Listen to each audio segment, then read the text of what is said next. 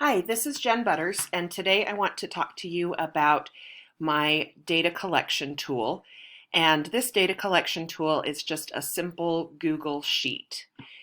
You can see I've got my students' names redacted at the moment, but over here in this oral reading fluency column, I have my students' names, and then I have their September score, their correct words per minute, and what their percent accuracy was.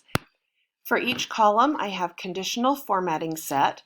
So in my words per minute column, I have, sorry, I had to scroll down there.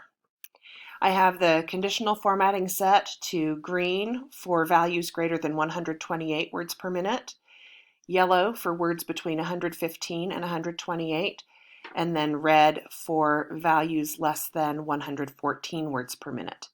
Then I also have accuracy conditional formatting set as well. Something that I discovered in October was that it was helpful for me to have the date so that I could refer to the exact date when I'm writing a present levels of performance statement. And then I also have just written down which passage number it is in case I need to refer back to that. So this little spreadsheet is my data collection system that I wanted to show you. Thank you.